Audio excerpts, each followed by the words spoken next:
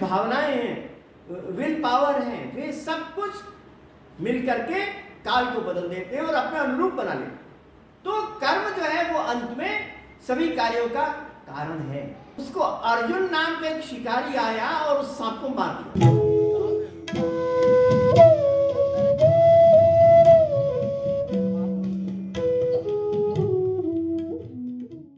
प्रिय महानुभाव, आज मैं आपके समक्ष संस्कृत साहित्य में लोकोक्तियां एवं मुहावरे इस विषय के 7वें अंक को लेकर आपके समक्ष प्रस्तुत हूं। और आज मेरा सुभाषित महाभारत से लिया गया। महाभारत में कहा है, कालो वा कारणम राज्यों, राजा वा काल कारणम, इति ते संशयो मा भूत, राजा कालस्य कारण। फिर मैं कहूं, कालो वा कारणम राज्यों, राजा वा काल कारणम, इति ते संशयो मा भूत, राजा कालस्य कारण। महाभारत के शांति पर्व में भीष्म ने युधिष्ठिर से यह बात कही है और उसमें यह कहा है कि लोगों को यह बड़ा संदेह होता है कि राजा का कारण काल है या काल का कारण राजा है। राजा बढ़ता है अथवा नीचे होता है, या उसकी अनेक प्रकार से वृद्धि होती है, संपत्ति में होता है या विपत्ति में होता है, ये सब काल के कारण से होता है क्या? अथवा राजा स्वयं काल को बनाता है और वो काल को अपने पुरुषार्थ से बदल देता है और बनाता है। इसमें क्या होना चाहिए? तो भीष्म ने कहा, इति ते संशयो मा भूत, ये जो द्वैत है उसके संदर्भ में तुमको संशय नहीं होना चाहिए।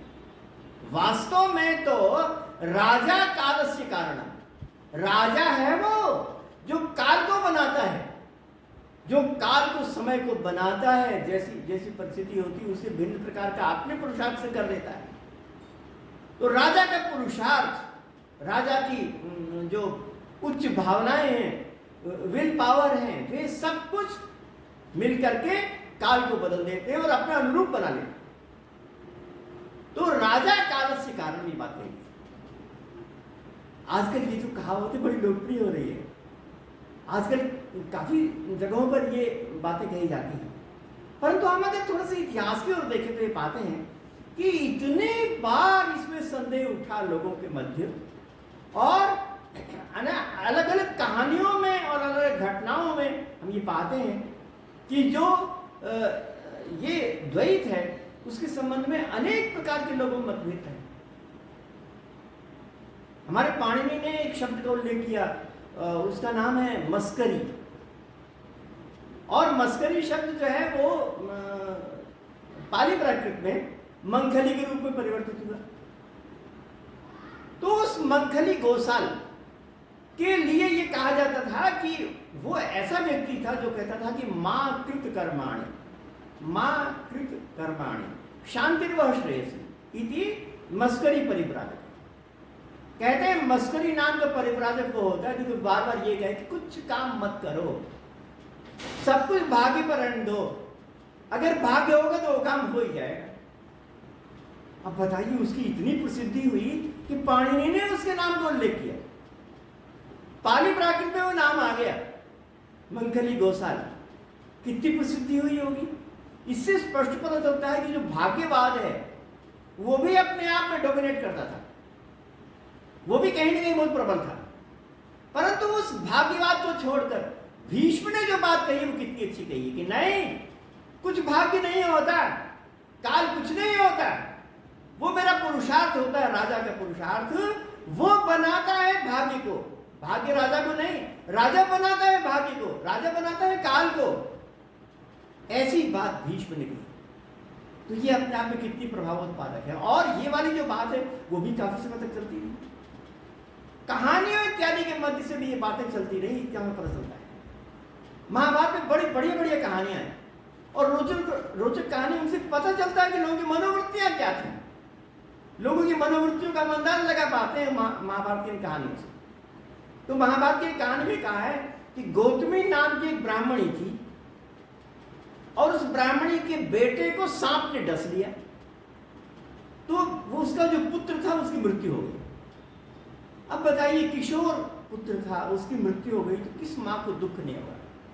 कितने अपार कष्ट, कितनी अपार वेदना, कितनी अपार दुख को सहन कर रही होगी वह। तो ऐसी स्थिति में वो जो सांप था जिसने डस लिया था, उसको अर्जुन नाम का एक शिकारी आया और उस सांप को मार दिया। नहीं, मार क्या दिया, घायल कर दिया। और घायल अवस्था में लेकर के उस गौतमी ब्राह्मणी के पास आया और कहा कि देखो, इस सांप ने इस को डस लिया है, मार दिया है, तो तुम जो कहो उसको सजा दें, उसके अपराध का जो कहो सजा दें। तो सांप बोल उठा। कहानी में कहा है कि सांप ने कहा कि नहीं, हमारी गलती थोड़ी है, ये तो मृत्यु की गलती है, मृत्यु ही उसकी आ गई थी, तो मैं क्या करूं? मृत्यु ने उसको डस लिया, मृत्यु आ गई थी इसलिए उसको मरना पड़ा, मेरा उसमें कोई कसूर नहीं है। और इस बात का वर्णन भी कठोपनिषद इत्यादि में कहा ही है। कठोपनिषद में कहा कि मृत्यु यमराज आए और उसको लेके चले गए। तो जब समय आता है, तब जब वो उनका नियम होता है उसके अनुसार मृत्यु आती है, लेके चली जाती है। तो सांप ने कहा कि मृत्यु ने ऐसा किया है, मेरा कोई दोष नहीं। तब फिर लोगों ने कहा कि चलो मृत्यु को बुलाते हैं, अगर मृत्यु ने ऐसा काम किया तो ये मेरे किशोर पुत्र में ऐसी कौन सी खराबी थी जो उसे लेके चल दिया?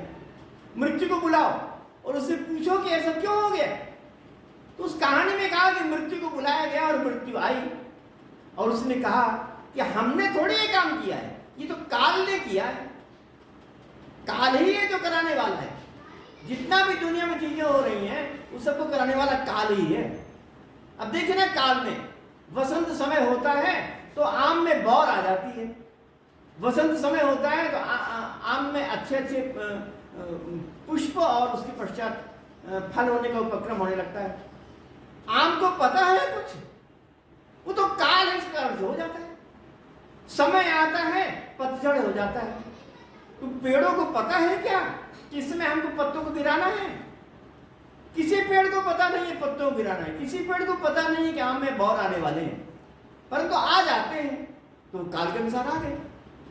तो ये जो थ्योरी है उसको वहां पर प्रस्तुत किया, कहा कि ये तो सब काल के अनुसार होता है। तो उस कहानी में ये कहा कि ठीक है, काल को बुलाओ। फिर ये मेरा किशोर पुत्र था, इतना मेरा प्रिय पुत्र था, वो काल भी कैसे आ गया? काल को बुलाओ। तो उस कहानी में कहा कि काल आया, उससे पूछा गया कि तुमने इसको क्यों लिया, ले गए?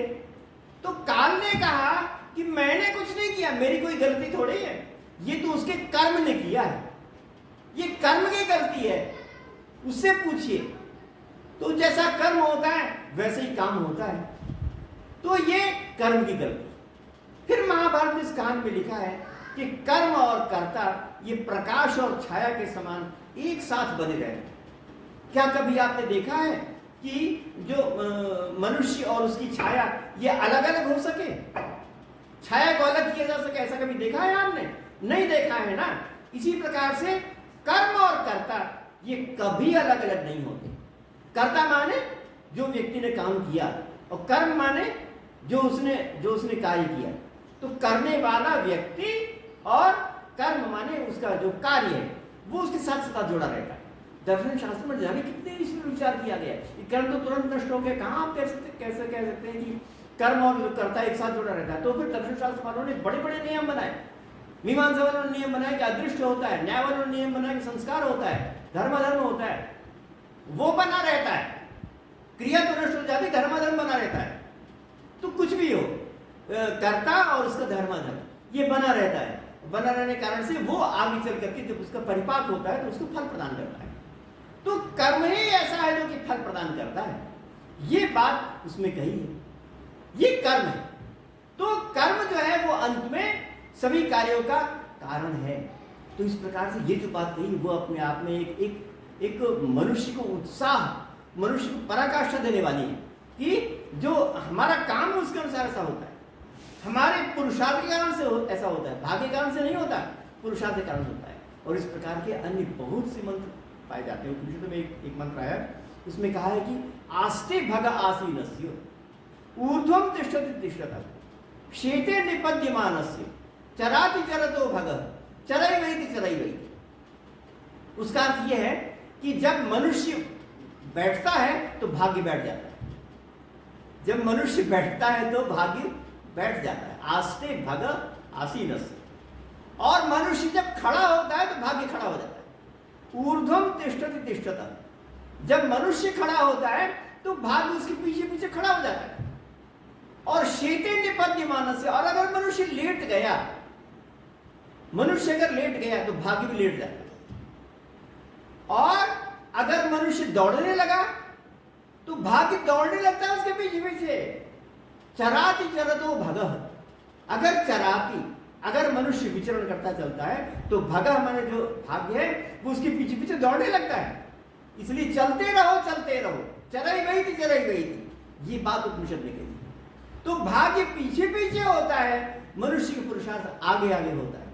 पुरुषार्थ को ही मुख्य बात है कि वो पुरुषार्थ जो है, पुरुषार्थ बैठा हुआ है या पुरुषार्थ खड़ा हुआ है या पुरुषार्थ चल रहा है या पुरुषार्थ दौड़ रहा है। भाग्य से पूछना नहीं है, भाग्य तो उसका अनुवर्ती है। अगर उस वक्त वो मनुष्य चलता रहा तो चलने लगेगा, अगर मनुष्य दौड़ता रहा तो दौड़ने लगेगा। इस प्रकार से जो भाग्य होता है उसका अनुवर्ती होता है। तो मैं आपको इस छोटे से श्लोक के संदर्भ में कह रहा था कि संदेह अथवा अवधारणाएं तो बहुत ज्यादा थी अपने पुराने जमाने में। हजारों साल के बीच में सैकड़ों प्रकार के चिंतन, सोच, घटनाएं आई, परंतु डोमिनेट किसने किया? डोमिनेट इस बात ने किया कि जो पुरुषार्थ उससे प्रबल होता है और वही बढ़कर होता है, और उसको ही हमको साथ ध्यान देना चाहिए। और ये जो बात है वो आजकल के लिए उतनी ही एप्लीकेबल है, उतनी ही एप्लीकेबल है, आगे उसी को उतना पालन करना चाहिए। इसलिए आज महान संदेहों के बीच जो ये चीज़ है उसको हमको अवश्य धारण करना चाहिए और अवश्य पालन करना चाहिए। यही बात महाभारत से लेकर के आज तक कही गई और वही सभी तथ्यों का मर्म है। आपने मेरी इन बातों को सुना, इसलिए आपको बहुत बहुत धन्यवाद।